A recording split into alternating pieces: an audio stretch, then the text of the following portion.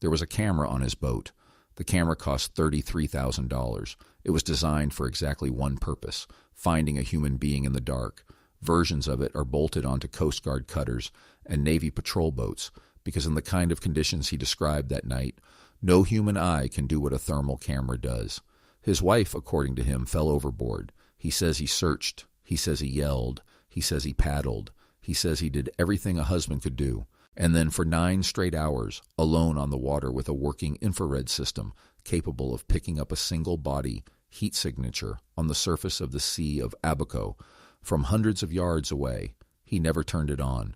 Not when she first went under. Not when the sky was darkest. Not when he was, by his own account, terrified and desperate. The camera sat there, cold, off, waiting for someone to flip a switch that nobody ever flipped. And here is the part that makes me want to climb the walls. That kind of camera has a cloud memory. It logs every time it gets turned on. It logs every time it does not. And right now that cloud is sitting in a server somewhere, ready to talk. Her name was Lynette Hooker, 55 years old, from Michigan, a mother, a sister, a daughter. She was an experienced sailor with 2.5 decades of open water under her belt. Her daughter Carly has said publicly that her mom was a strong swimmer. The ocean was her happy place. She wore a pink Apple Watch and a scarf the color of the sky, and a smile in every photo I have seen of her. She lived on a 46-foot sailboat called Soulmate with her husband Brian. April 4th of this year was supposed to be another night on the water with the man she had been with for 25 years. Whatever happened between sundown and sunrise that night, Lynette did not come back. Brian did, and in the 8 weeks since, his version of the story has been quietly, methodically, taken apart by his own electronics. If you watch my last 2 episodes on this case, you already know about the GPS data that put his dinghy circling deep water when he said he was drifting. You already know about the backup marine watch he forgot to throw away. You already know about the second landing he was not supposed to make. What I am about to tell you is the piece that was not public until this week, and it is the one that I think a jury, if it ever gets to a jury, is going to remember the longest. Follow Redacted Files Lab right now, because I am opening a new file on this case in the next few days, and you are not going to want to find out about it from someone else. Let me back up and explain what we are actually talking about, because this is the kind of technology most people have never used, and I do not want anyone in the comments to think I am exaggerating what it does. The camera in question is a marine thermal imaging system. The most common brand in this price range is FLIR, but there are a handful of competitors that make similar units. They are not toys. They are not extras. They are not luxury items. They are professional-grade equipment that mariners install for one reason. They allow you to see in conditions where your eyes are useless. Pitch black night, heavy fog, driving rain. They render the world in shades of heat. A warm engine glows. A boat in the distance shows up as a clean white shape against a cold gray sea. A human body, 98.6 degrees of pure mammalian warmth, lights up like a small lantern in the dark, from a few hundred yards away, from a boat at speed, from a boat at rest. From a boat that is supposedly drifting helplessly with the wind, exactly the way Brian Hooker says he was that night. If your wife falls overboard at night in open water, and you have a working thermal camera on your vessel, you turn it on. You turn it on before you check the radio. You turn it on before you grab the spotlight. You turn it on before you say her name into the dark. There is no version of the universe where an experienced sailor with a $33,000 piece of search equipment installed on his own boat does not at least try it, unless he already knew what it would not show him. This is the part that came out this week. A friend of the Hookers, a man named Daniel Danforth, sat down with News Nation and confirmed, on record, that Brian did not use the thermal camera that night. He just did not. Investigators are reportedly aware of this. Investigators are reportedly now asking the same question every person watching this case has just asked. Why? I have been thinking about this for 2 days, and I cannot make it make sense in any way that helps him. Now here is where it gets worse. These systems, the ones in this price tier, are not standalone gadgets. They are integrated. They talk to the boat's onboard network. They communicate with the chart plotter. And the modern ones, the kind that gets installed when you are spending the kind of money the Hookers were spending on their setup, log their activity to a cloud account. Every power on, every power off, every recording, every snapshot, Every frame of thermal video can be time-stamped and archived to a server that nobody on the boat can physically reach. That is the entire point of cloud backup. It exists to protect data from being lost, stolen, or tampered with on the local device. A person can delete a file from a phone. A person cannot delete a file from a cloud they do not control. And right now, according to multiple reports, that is exactly where investigators are looking, not at the camera itself, at the cloud account behind it. So picture the timeline they are building. The husband says she fell over the side. The husband says he panicked. The husband says he searched. The husband says he could not find her. The husband says he paddled to shore in the dark. The husband says he was helpless. And then a quiet little server somewhere in a data center in Florida or Virginia or wherever the manufacturer hosts its customer data sits there with a row of timestamps. And the timestamps say one thing: the camera was off all night. Or, even more damning, the camera was on, recording, and the footage shows a man alone in a small boat doing something other than what he told the world he was doing. Either answer is a problem for him. I will say it again. Either answer is a problem for him. Let me give you a second to sit with that, because this is the kind of detail that does not show up in most cases, and when it does, it changes them. I want to be careful with my words here. At the time of this recording, Brian Hooker has not been charged with any crime related to his wife's disappearance. He maintains the version of events he gave from the very first night. He has the right to a presumption of innocence, the right to a fair process, and the right to remain silent if that is the legal advice he is receiving from his counsel. None of that has changed. But the evidence the public is now learning about, piece by piece, raises questions any reasonable person watching this case is going to want answered.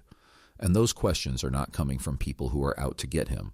They are coming from his own equipment. If you have been following along on this channel and you want to be in the room when the next piece drops, hit follow now. RedactedFilesLab is where I am tracking every development on this case as it happens. Let me run a few theories at you because I think it is the responsible thing to do. We do not know yet what the camera data will show. We do not know yet whether the cloud account was active that night. We do not know yet what Brian will say if and when he is asked about it under oath. So let me walk through what the possibilities are, fairly, and you tell me in the comments which one you think is closest to the truth. The first theory is the most generous to him. In this version, Brian panicked. People in real emergencies do not always behave logically. There is documented research on what happens in the brain when a life-and-death moment hits without warning. Higher reasoning shuts down. Trained responses take over. And if a person has not actually drilled the use of their thermal camera, has not built it into muscle memory, has not rehearsed turning it on in the dark while their hands are shaking, they might not think to use it.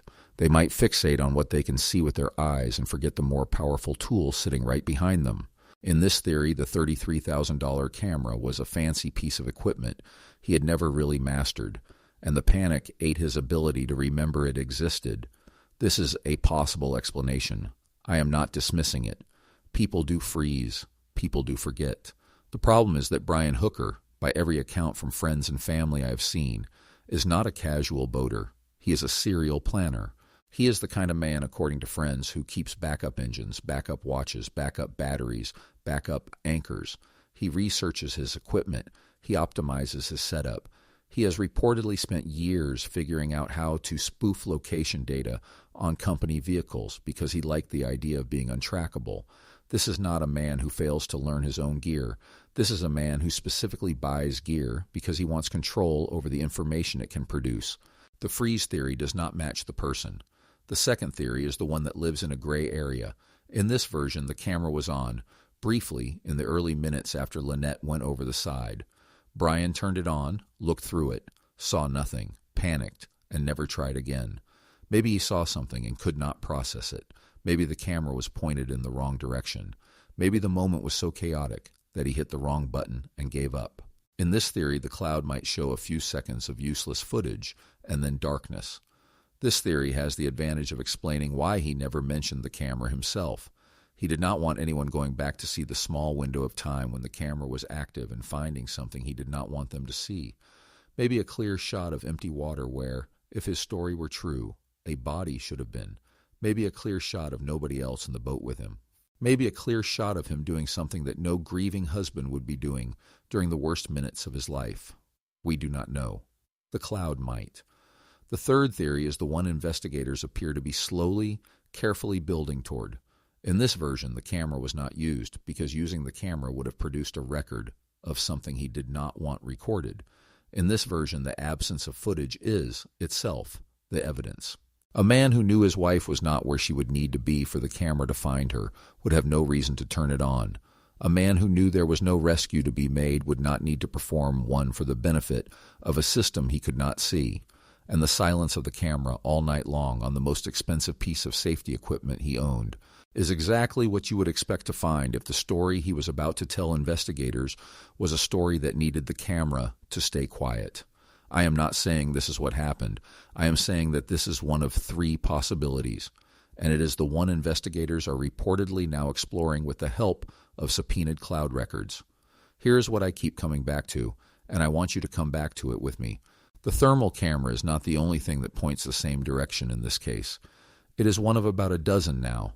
The backup watch he kept. The dinghy that circled deep water. The second landing he was not supposed to make. The dry bag that never washed up. The diving weight belt that disappeared from the boat. The old engine that disappeared from the boat. The spare anchor that disappeared from the boat. The cameras at the conch shack overlooking the moored soulmate. The 40-minute phone call to friends that sounded more like a rehearsed alibi than a cry for help.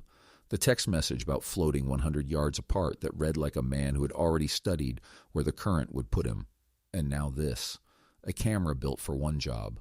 A wife who needed exactly that job done. And a husband who never pressed the button. Each individual detail can be defended. Each individual detail has a possible innocent explanation. Pirates could have taken the dive weights. The watch could have been a coincidence. The dinghy could have spun in a current we do not understand. The text could have been written by a man in shock. The camera could have been forgotten in panic. You can build a defense for every single one of these, separately. The trouble is that no defense lawyer in the world can build a defense for all of them at the same time. The probability stacks up. The coincidences run out.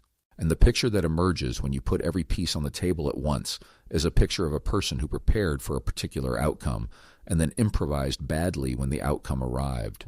The Coast Guard now has permission from Bahamian authorities to send divers into specific areas of the Sea of Abaco that match the GPS data investigators recovered. That permission was granted in the last several days.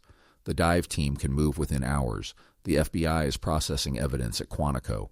Lynette's daughter Carly has provided DNA reference samples. Lynette's mother Darlene has provided DNA reference samples. Her father has provided DNA reference samples. None of those things happen casually. None of those things happen without a reason. They happen because the people running this investigation believe they are getting close to finding what they have been looking for since April 4th. And when they do, the thermal camera is going to be one of the first things prosecutors point to, because it is the simplest, cleanest piece of the case for a jury to understand. You do not need a forensic specialist to explain it. You do not need a maritime expert to interpret the data. You just need a juror to look at 12 other jurors and ask one question. If your wife went overboard and you owned a camera that could find her in the dark, would you turn it on? Every honest person in that jury box already knows the answer. And every honest person watching this video already knows the answer. So here's the question I want from you in the comments tonight. And I do not want a one-liner. I want you to think about it. If you were the prosecutor, in opening statements, walking a jury through this case for the very first time, which piece of evidence do you lead with? Do you lead with the camera that was never turned on? Do you lead with the dinghy that circled deep water in the dark? Do you lead with the second landing the husband never explained? Do you lead with the 40-minute phone call? Do you lead with the text about 100 yards? Tell me which piece you think is the one that gets you a conviction. Because the case is being built right now on a desk somewhere in a federal building, and I would bet money the order is already being chosen. Follow Redacted Files Lab so you do not miss the next development. The dive team is on standby. The cloud subpoena is reportedly active. The DNA is collected. The boat is in dry dock. 8 weeks have passed since Lynette went into the water, and the next 8 days might do more for this case than the last 8 weeks combined. I will be the first place you hear about it when it breaks. There is another file I am about to open on this channel. It involves a hidden audio recording, a wife who told a friend something nobody believed at the time, and a phrase she used in the final voicemail she ever left. That one is coming next. I will see you there.